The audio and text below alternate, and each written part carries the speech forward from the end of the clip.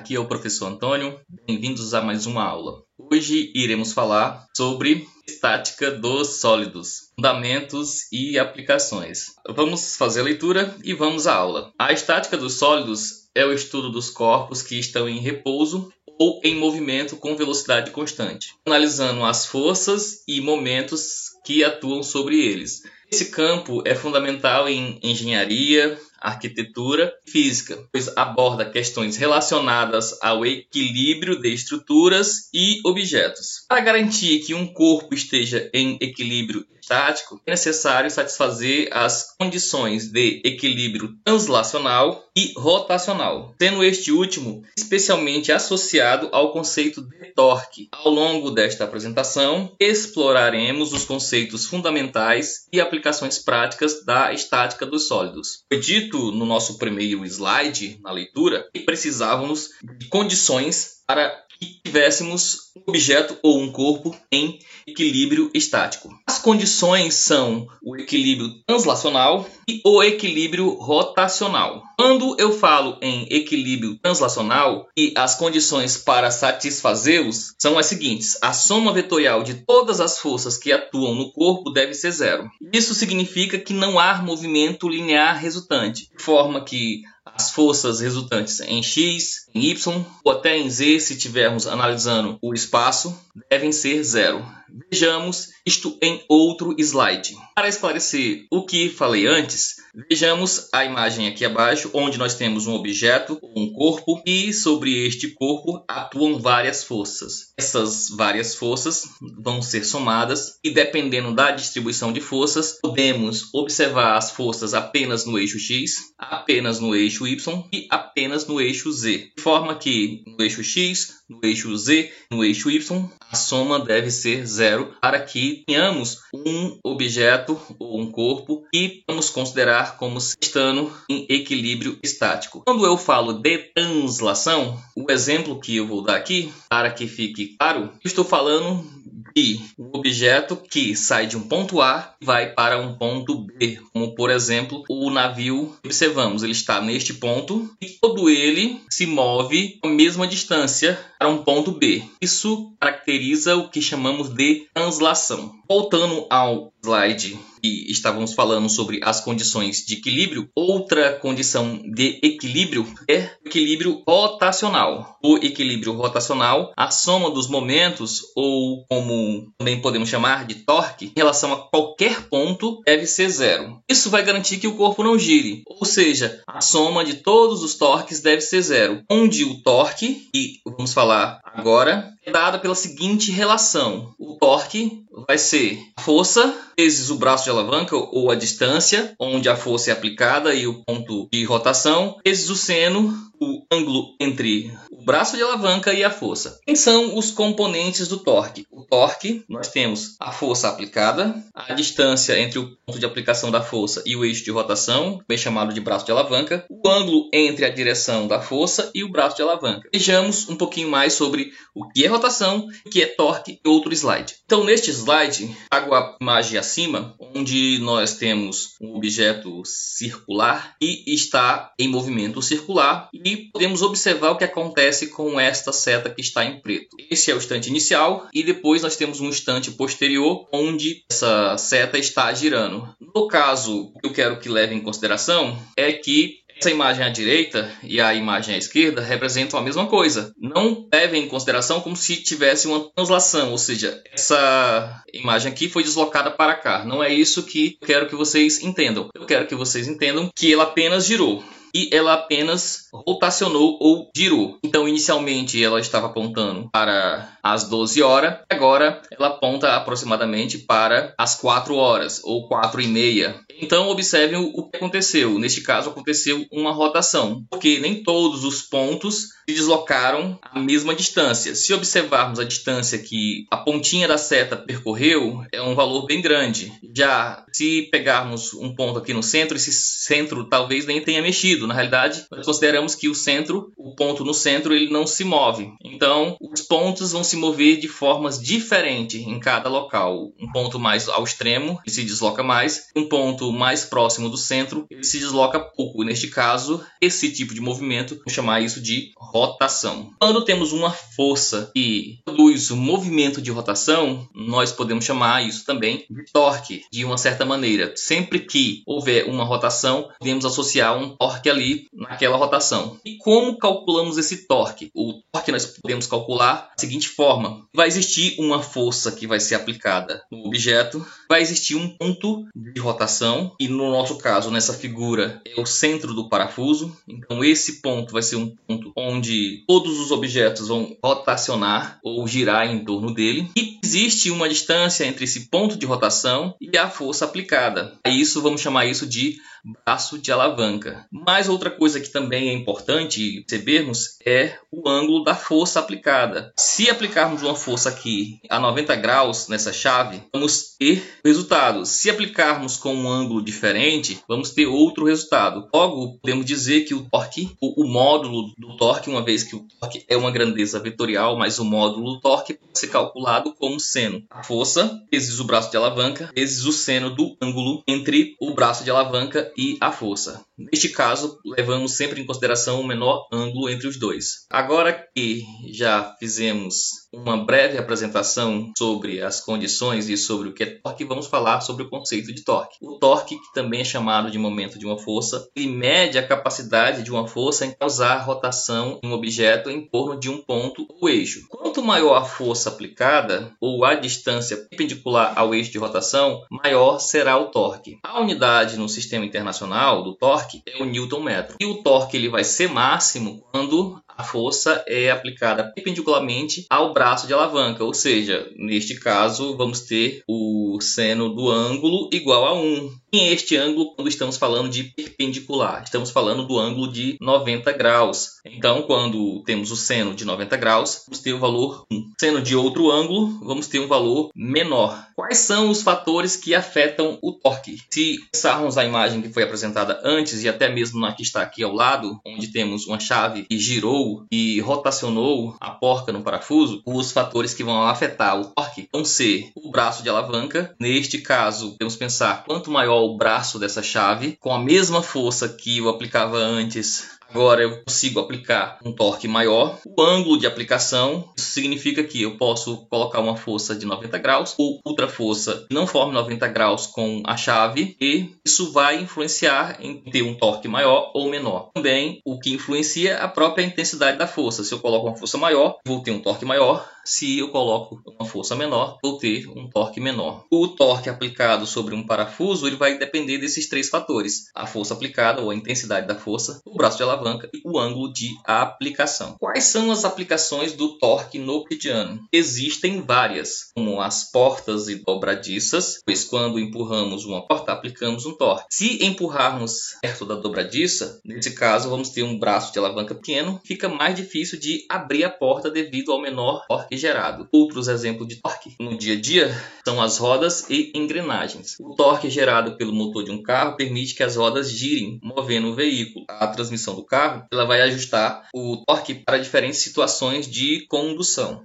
Normalmente, tanto a transmissão de um carro como a transmissão de uma moto, e até mesmo a transmissão de bicicleta, que nós chamamos de bicicleta com marchas, todas elas nós podemos fazer uma escolha dos torques. Normalmente, as primeiras marchas no carro e na moto, marcha 1, marcha 2, principalmente a marcha 1, aqui fornece o maior torque. Isso normalmente acontece quando vamos sair com a moto ou vamos sair com o carro. Precisamos do maior torque possível, pois ele está em inércia. Posteriormente, podemos diminuir o torque e normalmente isso gera uma economia de combustível. Outro exemplo da onde utilizamos o torque são nas chaves, principalmente a chave de boca. O uso de uma ferramenta mais longa, o braço de alavanca maior, facilita o aperto ou o desaperto de parafusos, pois aumenta o torque aplicado com a mesma força. Quem trabalha com mecânica de carro, principalmente na retífica de motores, onde tem que abrir o motor e depois fechá-lo, existe uma chave chamada de torquímetro, pois na hora do fechamento do motor, ou especificamente na hora de aparafusar o cabeçote, é necessário que o torque aplicado seja bem específico para não gerar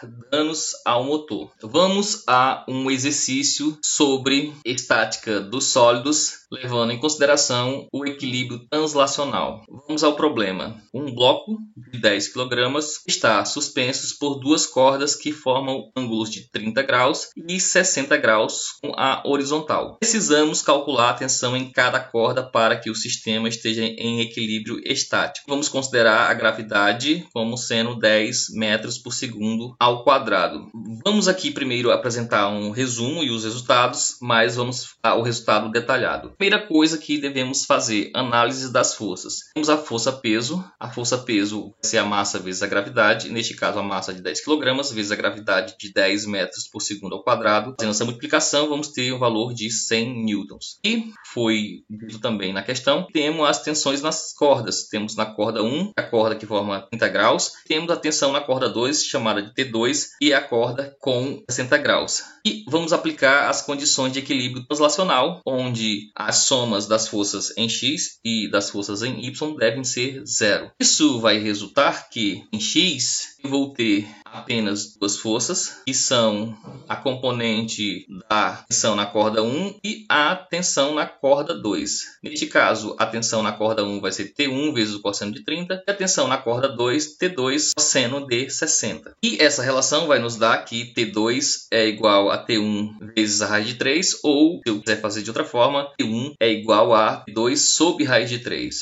Já no eixo Y, temos a força-peso e as duas componentes da tensão. Vamos ter a tensão de 1, no caso da corda 1, ou T1, e essa tensão, essa componente vai ser T1 seno de 30. Vamos ter também a tensão na corda 2, que vamos chamar de T2 seno de 60, essa componente. Todas essas tensões estão apontando para cima. Já por outro lado, vamos ter a força-peso apontando para baixo. Então, no final das contas, vamos ter que essas duas tensões para cima é igual ao peso que está para baixo. Após as substituições que isto aqui nos proporciona, isso vai nos levar que a tensão na corda 1 é 50 Newton e a tensão na corda 2 é aproximadamente 86,6 Newton. Mas vamos à explicação mais detalhada. Aqui temos a imagem do problema posto. Temos um bloco de 10 kg com a gravidade sendo 10, então nós temos aqui um peso. O peso desse bloco é de 100 Newton. Temos uma corda que forma 60 graus com a horizontal e temos outra corda que sustenta esse bloco que forma um ângulo de 60 graus com a horizontal. E podemos pegar esse bloco e representar ele de outra forma, colocando as forças que atuam nesse bloco. Aqui já desenhei as forças de forma proporcional. Então temos em azul a força ou a tensão na corda 1, que vamos chamar de T1. Então, por isso até coloquei aqui em azul. E temos a tensão na corda 2, que é essa laranja. E temos a força-peso, que é para baixo e, como já tinha dito, vale 100 Newton. Então, vejam, temos três forças: tensão na corda 1, tensão na corda 2 e força-peso. E podemos decompor essas forças nas suas componentes X, aqui na horizontal, e Y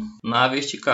Da mesma forma, posso fazer isso para a força de tensão 2, onde eu tenho X e tenho Y. Desta forma, para que venhamos a satisfazer as condições de equilíbrio, onde a soma das forças em X deve ser zero e a soma das forças em Y também deve ser zero, vamos ter o seguinte: no eixo X, vamos ter a componente da tensão 1 em X, ela deve ser igual à componente da tensão 2 em X. Então, quem são elas? Aqui, como pegamos este ângulo, e se pensarmos de forma que tudo isso forma um triângulo retângulo, e o eixo X é o eixo que está adjacente ao ângulo, então nós podemos dizer que essas componentes são as tensões vezes o cosseno desses ângulos. Logo, a componente da tensão 1 vai ser 1 vezes o cosseno de 30, enquanto a componente em X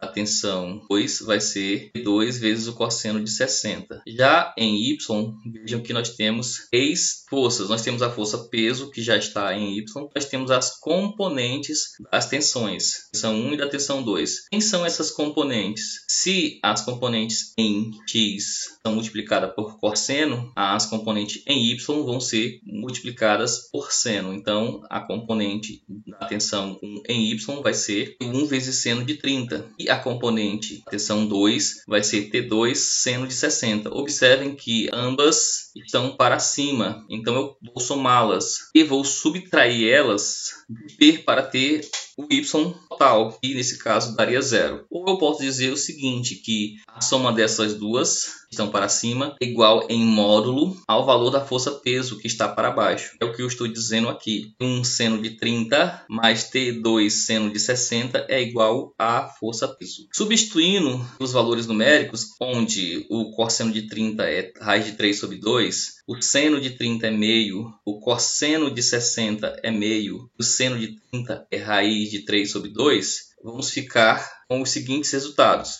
Os resultados são esse. No eixo X, já que temos que as componentes no eixo X, eu vou ter a componente da tração 2 é igual à da tração 1. Logo, ficamos que T1 raiz de 3 sobre 2 é igual a T2 vezes meio. Assim, chegamos que T2 é igual a T1 vezes raiz de 3. Já no eixo Y, vamos ter que T1 vezes meio mais T2 vezes raiz de 3 sobre 2 é igual a 100 N, que é o nosso peso. Assim, substituindo T2 com seno T1 vezes raiz de 3, vamos ter o seguinte resultado. Se temos que a componente T1 mais a componente T2 em Y é igual a 100 newtons, então vamos colocar a componente T1 é T1 vezes meio e a componente T2 é T2 vezes raiz de 3 sobre 2, mas agora estou substituindo por quem é T2. T2 também é T1 vezes raiz de 3, que eu coloquei aqui agora no local de T2.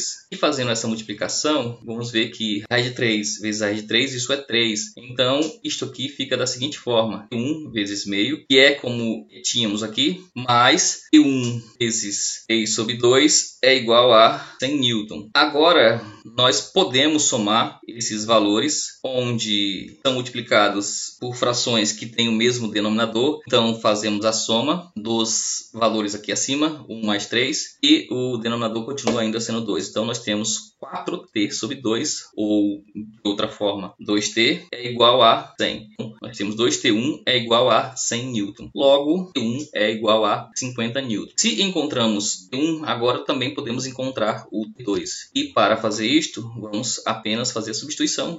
T2 é igual a T1 vezes raiz de 3. Logo, T2 vai ser igual a 50 Newton, que já encontramos, vezes a raiz de 3. Isso dá aproximadamente 86,6 Newton. Dando continuidade ao conteúdo que estamos abordando, que é estática dos sólidos, é preciso também falarmos sobre o centro de massa e o centro de gravidade. O que vem a ser cada uma dessas coisas? O conceito de centro de massa, o centro de massa no corpo é um ponto em que podemos considerar que toda a massa do objeto está concentrada, para fim de análise do movimento ou do equilíbrio. Esse ponto ele depende exclusivamente da distribuição da massa do corpo. A ideia é que pudéssemos considerar toda a massa de um objeto está apenas em um único ponto. Isso não é verdade, mas podemos fazer essa consideração e é isso que chamamos de centro de massa. Já o centro de gravidade é um ponto em que a força gravitacional total sobre o corpo pode ser considerada como fosse aplicada naquele ponto. Embora pareçam coisas parecidas, mas veja que os conceitos são diferentes. O centro de massa é como se toda a massa estivesse naquele ponto. O centro de gravidade é como se toda a força gravitacional está sendo aplicada naquele ponto. Então vejam a diferença do conceito. Então, para corpos próximos à superfície da Terra, o centro de gravidade e o centro de massa, normalmente eles coincidem, mas vejam que os conceitos são diferentes. Centro de massa, a massa centrada em um ponto. Centro de gravidade, a gravidade está sendo aplicada no objeto, concentrada em um ponto. Esses pontos coincidem em alguns casos, mas não em todos. E por que é interessante conhecermos esses conceitos? A importância em estruturas. Um objeto ele será mais estável se o centro de gravidade estiver baixo e dentro da base de apoio. Carrinhos de bebê em centros de gravidade baixos para evitar tombamentos. Em prédios altos, é essencial calcular o centro de gravidade para evitar instabilidades. Normalmente um objeto ele vai cair, por exemplo, ele não fica estável se o centro de gravidade, neste caso que pode coincidir com o centro de massa, ultrapassar ou até a gente pode falar também o centro de massa ou o centro de gravidade, nesses casos até coincidem, se ultrapassar a base de apoio. Vou mostrar aqui uma figura para vocês para que a gente entenda essa ideia. Então, pessoal, eu trouxe essas 3 imagens para que a gente possa entender a ideia de estabilidade, considerando os centros de gravidade e o centro de massa. Então, vamos considerar que nesses 3 exemplos que temos, ou nessas 3 figuras, representem exatamente um bloco que está apoiado no chão, e esses pontos vermelhos, exagerados, mas para que a gente consiga ver, são os locais onde temos o centro de gravidade e o centro de massa dos objetos. Observem que neste caso aqui, o primeiro caso que estou mostrando, está à esquerda, o bloco está totalmente apoiado no chão, vamos pensar assim, e que o centro de massa, a linha com o chão, que é essa seta aqui que eu estou mostrando, ainda está dentro do apoio. Logo, neste caso aqui, esse objeto ele está estável, não vai cair. Já este outro do meio, também se prolongarmos essa seta, vamos ver que ele está dentro ainda do ponto de apoio, vamos pensar assim, a base de apoio, que seria toda essa parte aqui de baixo. Então ele ainda está dentro da base de apoio. Logo, esse objeto aqui, ele está inclinado, mas ainda não seria suficiente para fazê-lo cair. No caso, se ele não está em contato, vamos pensar assim, se ele não está em contato, toda essa base não está em contato com o chão, aqui eu desenhei ele, está inclinado, mas poderíamos pensar que em toda a base aqui, tá, essa parte aqui está em contato com o chão também. Logo, neste caso, ele está também em equilíbrio estático, ele não vai tombar, não vai cair, não vai rotacionar. Já no terceiro caso, vejam que essa linha do centro de gravidade, ou essa linha passa também pelo centro de massa, ela já está fora da base. Vejam que a base dele vai daqui até aqui, vamos dizer assim. Então, neste caso, ele vai rotacionar, ele vai cair, vai tombar. Essa é a ideia que eu queria passar para vocês. Como calculamos o centro de massa dos objetos? Se os objetos forem regulares, e aí o que vem a ser esse regular, para que um objeto seja considerado regular, ele tem formas regulares e densidade uniforme. Ou seja, em qualquer parte desse objeto, a densidade é a mesma. Neste caso, o centro de massa pode ser facilmente determinado. No caso de uma barra uniforme, por exemplo, o centro de massa vai estar exatamente no meio dessa barra. Já quando temos formas compostas, vamos utilizar a soma ponderada das coordenadas do centro de massa das partes individuais. E aí a fórmula fica da seguinte maneira: o centro de massa naquela dimensão, temos que ter objeto em uma dimensão apenas. Quando eu falo um objeto em uma dimensão, eu estou falando que o que interessa para análise é apenas uma dimensão. Normalmente sabemos que tudo que existe no nosso mundo físico ele tem as 3 dimensões, x, y e z. Mas em alguns casos podemos descartar as informações em 2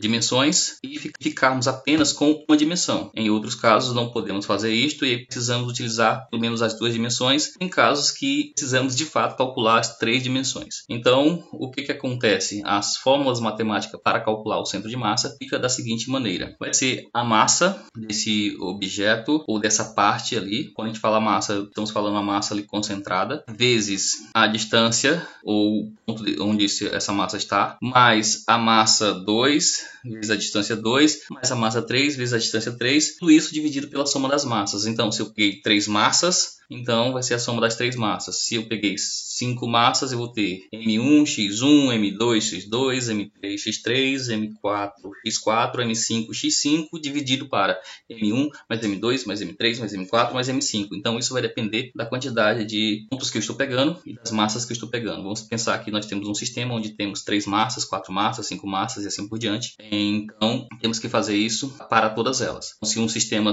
tem só 2 massas, por exemplo, 2 objetos ali separados, que eu posso pensar em uma massa e outra massa, vamos pensar como se fosse um cotonete. Então no cotonete, vamos pensar assim que temos uma massa ali, ou substituindo o cotonete por halteres. Então vamos pensar que eu tenho um halteres, onde esse halteres, a barra onde eu seguro é uma barra muito fina com massa desprezível. Então eu vou ter apenas a massa que eu vou considerar são no final dos halteres, as 2 bolinhas lá no final do halteres. Então o que eu devo fazer? Vou chamar uma das bolinhas de massa 1 e ela vai estar lá no ponto x1 e a outra bolinha como massa 2 e vai estar lá no ponto x2, por exemplo. Neste caso até posso considerar apenas x e descartar y, mas em outros casos eu preciso utilizar x, y e até z. Seguindo o exemplo, então desses 2 halteres tem m1x1, m2x2 dividido pela massa 1 mais a massa 2. Essa seria a nossa formulinha. Vejamos um exemplo já aplicando essa fórmula. Então, temos um exercício com centro de massa e equilíbrio. O problema é o seguinte: uma prancha uniforme de madeira homogênea de 4 metros de comprimento e massa de 20 kg, apoiada horizontalmente em 2 cavaletes. Um bloco de massa de 10 kg é colocado a 1 metro da extremidade esquerda. E aí nós temos que calcular o centro de massa, o novo centro de massa, depois que colocamos esses 10 kg em cima dessa prancha, e quais são as forças exercidas nos 2 cavaletes. Aqui temos a solução, mas vamos para a solução no próximo slide. Então, nesse slide nós temos a ideia da questão. Vamos no primeiro passo identificar quais são os dados. Nós temos a prancha de 4 metros e a massa dessa prancha é de 20 kg, e nós temos um bloco de 10 kg que foi colocado a aproximadamente 1 metro no lado esquerdo. Então, aqui, se não tivesse nada anteriormente, o centro de massa dessa prancha era no meio, 2 metros. Mas agora que foi colocado esse bloco aqui acima da prancha, nós não podemos mais dizer que o centro de massa fica exatamente neste ponto. O centro de massa agora ele muda. E aí, o que acontece? Queremos saber também qual é a força que é colocada aqui nos cavaletes. Será que esse cavalete está suportando o mesmo peso que este outro aqui? Ou se está sendo dividido, no caso, as forças estão sendo colocadas no cavalete deste lado e deste lado são as mesmas? Antes, nós poderíamos dizer que sim. Agora que foi colocado um bloco aqui acima, nós não podemos dizer mais isso. Então, o que altera aqui? Altera o centro de massa, que não é mais no meio, e altera as forças que são feitas no cavalete. O que sabemos aqui é que o centro de massa da prancha era, ou ainda continua sendo da prancha, continua sendo esse valor, tá? 2 metros, porque é no centro geométrico. Então, o centro de massa vai ficar aproximadamente aqui no meio. Mas, quando é colocado, o centro de massa do conjunto da prancha continua esse valor, tá? Mas o do conjunto já não é mais nesse ponto 2 metros.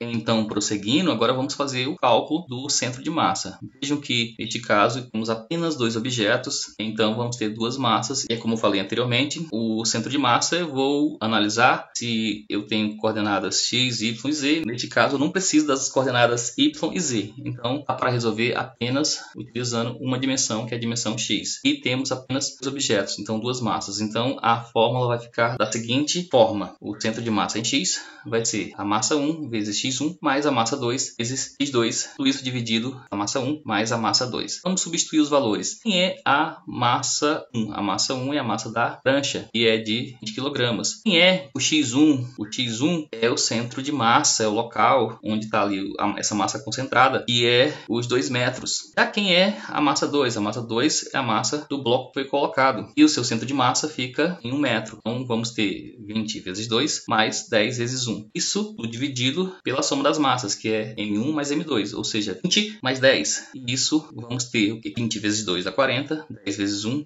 10. Essa soma dá 50. Já 20 mais 10 dá 30. Então, nós temos que o centro de massa vai ser 50 dividido para 30. Fazendo essa divisão, vamos ter o valor de 1,66 metros. Então, observem que houve um deslocamento do centro de massa. O centro de massa era no ponto 2 metros e agora ele está no ponto 1,67 metros. O que isso significa? Que houve um deslocamento aí de 33 centímetros para o lado esquerdo do centro de massa. Já como podemos calcular as forças nos cavaletes? Para calcular as forças nos cavaletes, vamos observar as condições para o equilíbrio estático. Para que tenhamos o equilíbrio estático, nós temos que as somas das forças devem ser zero, assim como a soma dos torques também deve ser zero. E vamos chamar o seguinte: as forças que os objetos, os dois juntos, fazem no cavalete, vamos chamar de força A para o cavalete que está na esquerda e força B para o cavalete que está na direita. Então, este aqui recebe uma força que vamos chamar de força A, este aqui recebe outra força que vamos chamar de força B. Quais são as condições de equilíbrio translacional? Para o equilíbrio translacional, nós temos que as forças, vamos pensar assim, que são colocadas para cima devem ser iguais às forças que são colocadas para baixo. Como assim? Temos as forças que são feitas para baixo, que é a prancha que realiza, e o bloco eles aplicam a força aqui nos cavaletes. De igual forma, os cavaletes aplicam a força também na prancha para que haja um equilíbrio. Então, o que estamos dizendo é que a força peso que esses dois objetos fazem, a prancha e o bloco, vai ser igual às forças que os cavaletes exercem nas pranchas. Ou, de certa maneira, a gente pode dizer também que essas são as forças que são divididas para os dois cavaletes. Então, temos que força A mais B que estão no sentido, vamos dizer, no sentido para cima, vai ser igual à força no sentido para baixo, que são as forças peso de cada um. Então, nós temos a massa da prancha mais a massa do bloco vezes a gravidade. Ou, de outra forma, vamos ter que a força de A mais a força de B vai ser 20, que é a massa da prancha, mais 10, que é a massa do bloco, vezes 10, que é a gravidade. Ou seja, a força de A mais a força de B é igual a 300 newton. Então, sabemos de alguma coisa já. Prossigamos que queremos saber quem são essas forças. Aqui nós sabemos que a soma dessas forças dá 300 newton, neste caso. Mas ainda não sabemos quem são essas forças. Outra coisa que vamos analisar são as condições de equilíbrio rotacional. E sabemos que para que tenhamos um equilíbrio rotacional, a soma de todos os torques em qualquer ponto também deve ser zero. Mas se escolhêssemos, por exemplo, o torque bem na ponta do cavalete, ou seja, bem no ponto, no extremo, no ponto extremo do cavalete aqui do lado esquerdo, como é que seria? Aqui nós teríamos que ter exatamente aqui a torque seria a força vezes o braço de alavanca, considerando que vamos sempre aplicar a força exatamente a 90 graus perpendicular. Então a gente não daria ali o seno, já que a gente vai considerar que está utilizando seno de 90 sempre. Então vamos lá, a gente teria força vezes o braço de alavanca. Neste caso, poderíamos pegar a força em B vezes o braço de alavanca, que é 4 metros, por exemplo, já que estou fazendo uma força aqui, o ponto de rotação é este, mais a força que eu estou fazendo aqui, e aqui nós temos um braço de alavanca de 4 metros. Então, esse é o ponto de rotação, mas eu estou fazendo uma força aqui tentando girar essa prancha. Então, a força que eu estou tentando fazer aqui para girar essa prancha, tendo como ponto de rotação o ponto de apoio o lado esquerdo, o que vamos ter? A força vai ser a força do cavalete B vezes a distância, o braço de alavanca, que é 4 metros. Tudo isso também, quando somado com as outras, deve dar zero. Ou, de outra forma, nós podemos dizer que o torque neste ponto aqui deve ser igual ao torque neste ponto e neste ponto para os dois objetos, já que a soma deles deve dar zero. Então, eu somo esses dois com este outro aqui, também deve dar zero. Ou eu posso dizer que este vai ser igual à soma desses outros dois. É o que estamos fazendo aqui. Este vai ser igual à soma dos outros torques, que vai ser o torque na prancha, vezes o ponto onde está sendo aplicada essa força, e o torque no bloco onde está sendo aplicada essa força. Aqui podemos dizer que torque é força vezes o braço de alavanca. A força, no caso aqui, é a força-peso, que é a massa vezes a gravidade. Então, por isso que estamos colocando massa da prancha vezes a gravidade, vezes o XP. Esse XP é o ponto onde a massa está sendo concentrada, o que nós chamamos de centro de massa da prancha. E aqui é o centro de massa do bloco. Então, temos isto aqui. E podemos substituir esses valores. Nós temos o quê? Que FB vezes 4 é igual a 20 kg, que é a massa da prancha, vezes 10, que é a gravidade, vezes 2, que no caso é 2 metros, e é o centro de massa da prancha, mais 10 vezes 10 vezes 1, onde esse 10 é 10 kg, esse 10 é 10 metros por segundo ao quadrado, esse 1 é o ponto, é o centro de massa do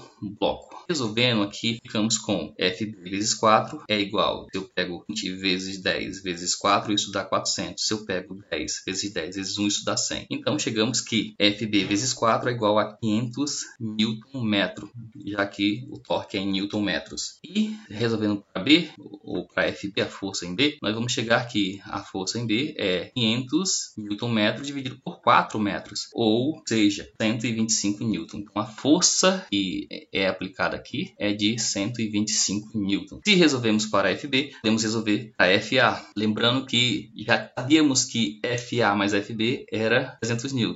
Logo, a gente pode chegar à conclusão que FA é o que falta para 300 N. É o que acabamos de fazer agora. Então, substituindo, vamos ver que FA é igual a 175 N, já que FA mais FB é 300 N, e encontramos que FB é 125 N, logo FA vai ser 175 N. Vejam que, de fato, os pesos não estão sendo bem distribuídos para os cavaletes. Um cavalete, vamos dizer assim, deve suportar mais peso que o outro. Neste caso, o cavalete à esquerda deve suportar um peso maior do que o cavalete da direita. Nesta apresentação também vamos falar sobre máquinas simples, já que para resolvermos problemas que envolvem máquinas simples, sempre temos que levar em consideração a estática dos sólidos. Então, as máquinas simples elas são dispositivos que tornam o trabalho mais fácil ao modificar a intensidade ou a direção da força aplicada. Elas são fundamentais para compreender os princípios da estática e suas aplicações práticas. Dentro das máquinas simples, vamos ver algumas, como as alavancas e as polias e roldanas, mas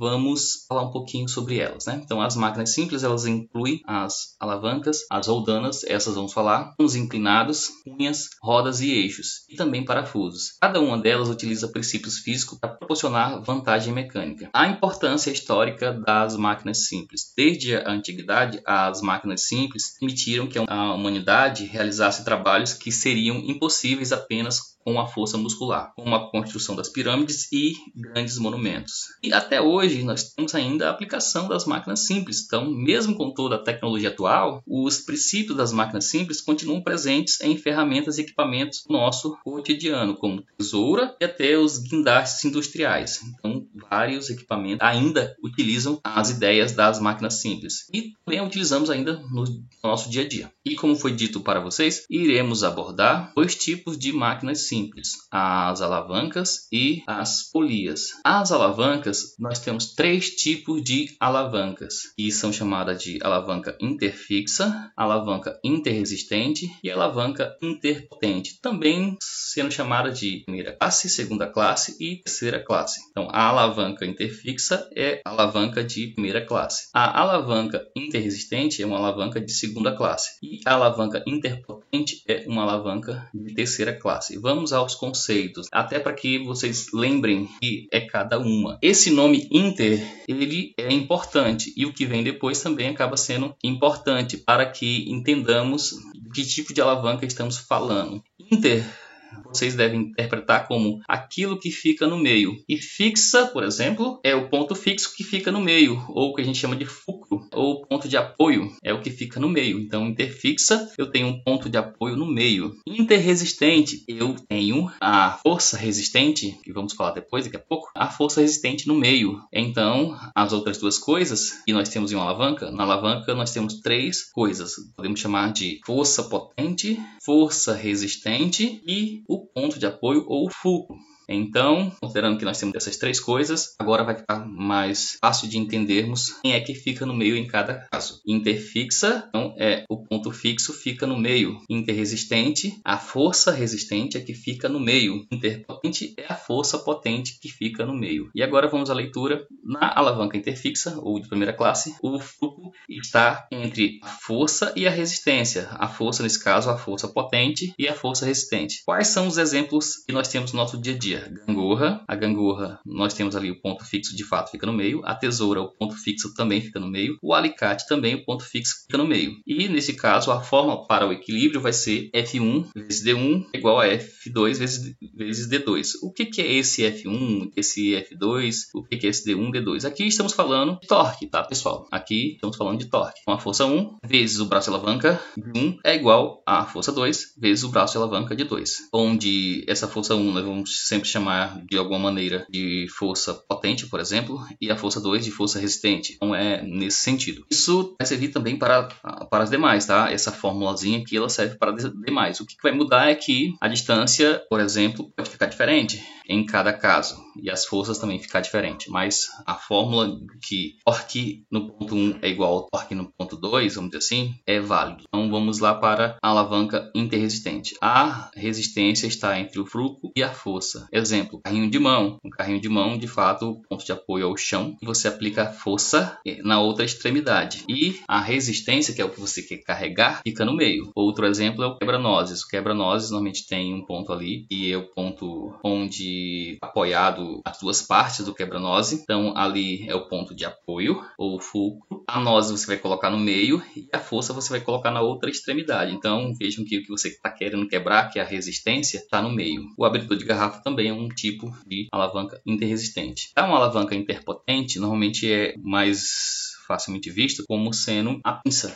O braço humano também, mas o mais fácil de visualizar é a pinça. A vassoura também é outro exemplo. Normalmente a vassoura, de maneira geral, nós quando vamos varrer, seguramos ela com duas mãos, de certa maneira, onde na ponta da vassoura você vai manter fixo e no meio você vai aplicar uma força, então a força está sendo aplicada no meio e aonde está tendo resistência, que é o chão, ali você vai ter a força resistente. Então é um exemplo também, mas a pinça é mais fácil de ver. Na pinça normalmente você tem a pinça sempre fechada na parte, em uma extremidade, ali nós temos um ponto de apoio. A coisa que queremos pegar vai ficar na outra extremidade e fazemos a força exatamente no meio. Então a força, que é a força potente, assim chamamos, está no meio. Vejamos um slide para vocês perceberem isso com imagem. Aqui de forma mais clara temos os três tipos de alavanca: primeira, segunda e terceira classe, onde temos a interfixa. Vejam que nós temos um ponto de apoio que está exatamente no meio entre a força potente e a força resistente. Já na interresistente, ou seja,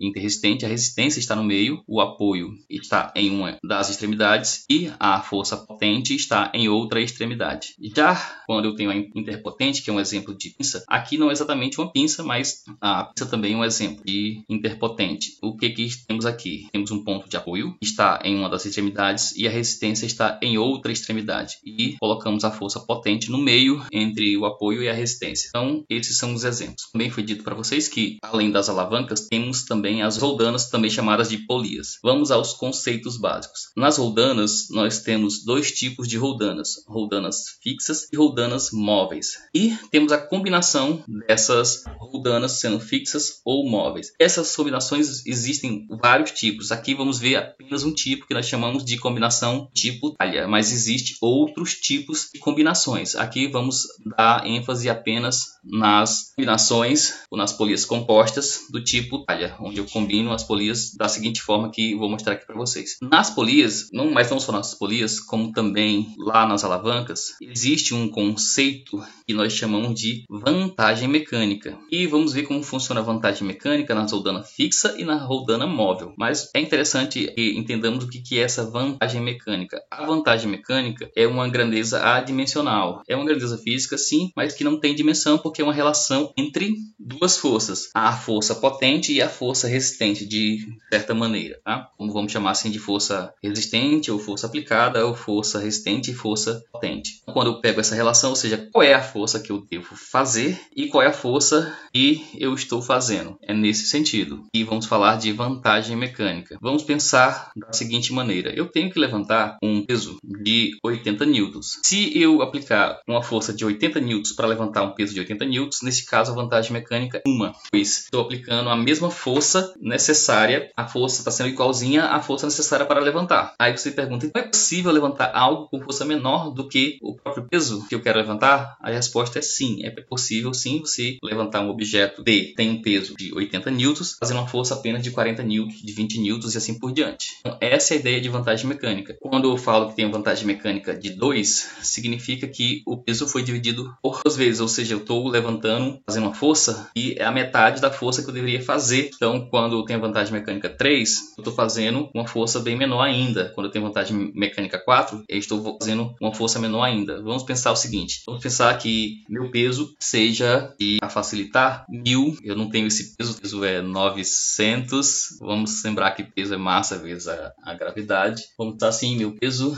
é em torno de 900. Mas para facilitar, vamos pensar que meu peso seja de 1000 newtons. E eu vou fazer um sistema de roldanas para que eu mesmo consiga subir um prédio, por exemplo, só eu mesmo me puxando com as roldanas. Mas eu não quero fazer uma força de 1000 newtons, eu quero fazer uma força de 250 newtons. Vai ficar bem mais leve para mim. Neste caso, a vantagem mecânica é 4, porque é a relação entre a força potente, que é a força que eu vou fazer, e a força resistente, que é o meu peso. Então, vamos dizer que vantagem mecânica é a grandeza adimensional que mede o quanto uma máquina simples pode multiplicar ou reduzir a força aplicada para realizar um trabalho. Ela apresenta a relação entre a força resistente e a força aplicada. Então, por exemplo, qual é a minha força resistente? Ou seja, qual é o meu peso? Falei que era 1000 newtons. E qual é a força que eu pretendo aplicar? 250 newtons. Então, 1000 newtons dividido para 250 newtons, esse valor dá 4. Significa que eu diminuí a força, eu reduzi a força que eu vou aplicar. E essa redução foi de 4 vezes. E aí, o que acontece com as roldanas? Eu falei que que existem roldana fixa e roldana móvel. Quando utilizamos a roldana fixa, o que acontece? Normalmente, nós não temos uma vantagem mecânica. Essa roldana fixa, ela apenas muda a direção da força. Já quando eu utilizo uma roldana móvel, normalmente eu tenho vantagem mecânica de 2. E quando eu utilizo as polias compostas do tipo talha, normalmente a vantagem mecânica, dizer que a vantagem mecânica é igual a N, onde esse N é o número de fios que sustentam o peso. Por exemplo, aqui neste caso nós temos 2 cordas sustentando o peso. Como assim 2 cordas? Veja que o peso está aqui e quem está segurando esse peso são esta corda e esta corda. E essa aqui não conta? Não, essa aqui não está segurando o peso. Olha, é esse e este. Aqui ela só está mudando a direção, já que é uma roldana fixa. Então essa aqui é uma roldana móvel. Móvel porque ela pode subir e descer. Essa é uma roldana fixa porque ela não se move. Assim, quando eu falo não se move, ela não muda, ela só rotaciona, ela não translada. Essa daqui ela translada, essa daqui não. Vejamos isto também, um exemplo aqui no slide. Aqui eu avancei o slide só para mostrar a ideia do que é fixa e do que é móvel. Então pense o seguinte, aqui essa corda está amarrada nessa barra e vejam que essa roldana e esta roldana também está fixa na barra. Então ela não pode subir nem descer, a única coisa que ela faz é rodar. Então aqui essas roldanas estão fixas. Mas vejam, se eu puxar essa corda, o que acontece? Todo esse conjunto aqui sobe. Com essa roldana e essa outra roldana, ela é uma roldana móvel, ou seja, ela pode subir, ela pode se mover. Essa é a ideia de roldana fixa e de roldana móvel. Voltando para o slide que estávamos, então vamos continuar. As roldanas são dispositivos que mudam a direção da força, isso no caso das roldanas fixas, ou reduzem a força necessária para levantar um objeto, que é o caso, por exemplo, da roldana móvel. A vantagem mecânica, temos a leitura, é uma grandeza dimensional que mede o quanto uma máquina simples pode multiplicar ou reduzir a força aplicada para realizar um trabalho. Ela representa a relação entre a força resistente e a força aplicada. Vejam que a vantagem mecânica não funciona só para roldanas, pode também funcionar para alavanca. Equações fundamentais para as polias. Quando eu tenho uma polia fixa, a vantagem mecânica é igual a 1, porque a força aplicada vai ser igual ao peso da carga. Então, a força é igual ao peso. Quando eu tenho polia móvel, a vantagem mecânica sempre é igual a 2. Neste caso, a força necessária vai ser a metade do peso. Já quando eu tenho um sistema de polias do tipo talha, que não é este aqui, tá, pessoal? Esse aqui não é um tipo talha, já é outro modelo. Vou ele aqui só para vocês verem a ideia mesmo, tá? De sistemas de polia ou sistema de roldanas. Este aqui não é o tipo talha. Eu vou mostrar para vocês o tipo talha. São várias combinações, tem cadernal e outros nomes, mas vamos pegar apenas o talha, que não é este, mas vou mostrar no próximo slide um tipo talha. Quando utilizamos o tipo talha, que normalmente é intercalado, no talha é intercalado uma fixa e uma móvel. Uma fixa, uma móvel, uma fixa, uma móvel. No sistema talha, o que acontece? A vantagem mecânica vai ser igual ao número de segmentos de corda N. No caso, a força necessária vai ser igual a quem? A força, que a gente pode chamar de força potente, vai ser igual ao peso dividido pelo número de segmentos. Então, se temos 4 segmentos, se temos 3 segmentos, já se temos 2 segmentos, aí sim temos um sistema, que é um sistema com uma móvel e uma fixa. E neste caso, a força necessária já vai para a metade, né? A metade do peso. Então, vai ser peso por 2. Se tiver 3 segmentos, vai ser o peso dividido por 3. Se eu tiver 4 segmentos, o peso dividido por 4 e assim por diante. Esse segmento de corda. Então, um exemplo aqui para compararmos. Na polia fixa,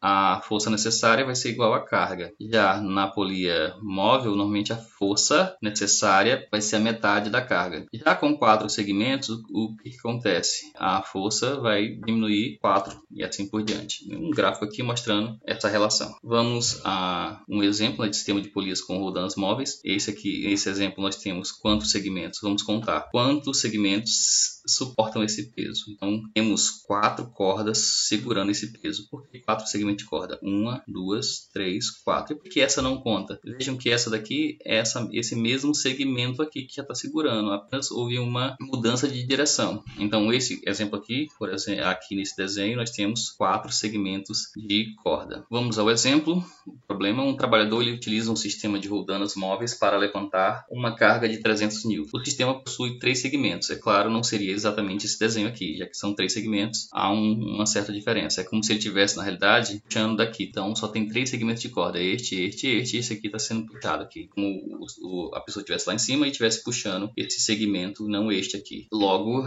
teríamos aqui apenas 3 segmentos de corda. Então, o que vamos fazer aqui, né? Uma das coisas que a gente pode fazer é utilizar a fórmula que apresento agora para vocês, mas faz parte do aprendizado, a vantagem mecânica ideal. O que é a vantagem mecânica ideal? A vantagem mecânica ideal, ela é igual ao número de segmentos, isso está utilizando um sistema talha, é igual a n, que é igual a 3. Então, o que vamos ter também outra fórmula, né? Normalmente diz que a força aplicada é sempre igual à força resistente, ou seja, a força potente é igual à força resistente dividido pela vantagem mecânica ideal, ou pela vantagem mecânica. Por que a gente fala ideal? É porque existe a real também, tá? A real quando nós temos atrito. Então, a ideal é quando no sistema não tem atrito, e aí temos a real, que é quando o sistema tem atrito. É o que vamos ver daqui a pouco também no nosso exemplo. Então, como é que fica o nosso cálculo? Substituindo os valores, vamos ter que a força que eu devo aplicar vai ser igual à força resistente, que é 300 N, dividido pela vantagem mecânica ideal, que é 3. Logo, 300 dividido para 3, isso dá 100 N. Assim, a resposta, o trabalhador precisa aplicar uma força de 100 N para erguer a carga de 300 N.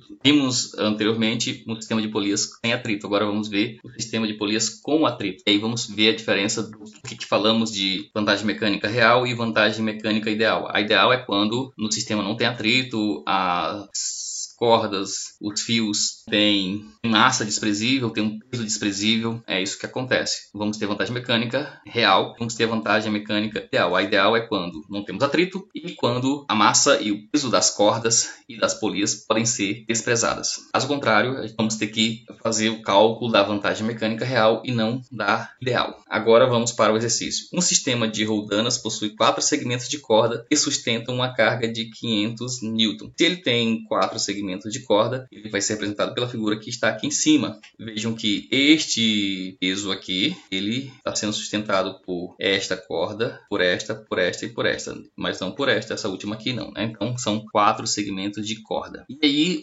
queremos saber qual é a força que devemos colocar para levantar essa carga de 500 N. Se fosse ideal, nós saberíamos que iríamos dividir esse 500 para 4. E isso daria 125 N, certo? 500 dividido para 4, 125. Porém, aqui está dizendo o seguinte, devido ao atrito, a eficiência do sistema é de 80%. Logo, isso significa que eu devo colocar uma força maior, já que isso não é um sistema ideal. Para calcular a força aplicada necessária, primeiramente vamos determinar a vantagem mecânica real, considerando a eficiência. Então, a vantagem mecânica real vai ser a vantagem mecânica ideal vezes a eficiência, ou seja, a eficiência não é 100%, é 80%. Logo, a vantagem mecânica real é de 3,2 e não a de 4, como achávamos que seria, já que o 4 é a vantagem mecânica ideal. Agora sim, nós podemos calcular qual é a força que deve ser aplicada. Agora vamos usar a fórmula da força aplicada real. Vai ser a força aplicada vai ser igual à força resistente, que sabemos que é 500 N, isso dividido pela vantagem mecânica real, que é 3,2. Então, dividindo 500 N por 3,2, vamos encontrar um valor de 156,3 N. Portanto, como já foi dito, a força é maior do que a força que acharíamos que teríamos se fosse um sistema ideal, que seria 125 N.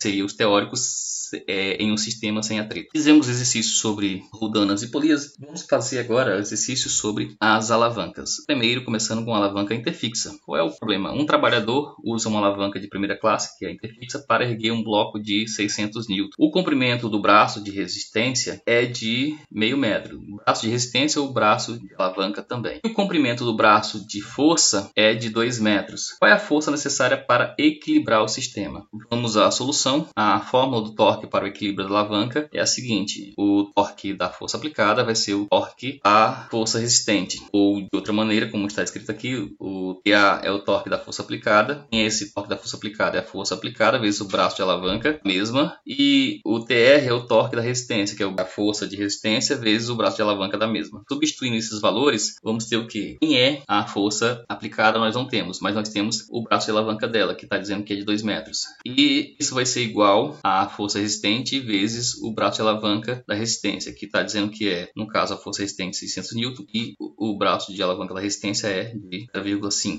Dessa forma, vamos obter a força é 150 N. Uma aplicação prática desse tipo de alavanca, bem comum, são as ferramentas como tesoura, alicates e balanças. A vantagem mecânica vai depender da relação entre os braços de força e resistência, permitindo levantar cargas maiores com menor esforço. Aqui, só para ficar mais claro, a nossa resposta, né, nós temos aqui a figura que representa o que está sendo dito lá. Né? Nós temos uma alavanca do tipo interfixa, e foi dito que nós temos um braço de alavanca grande e um braço de alavanca curto. A alavanca curta aqui para a força resistente e grande para a força potente. Então, nós temos o braço de força e o braço de resistência.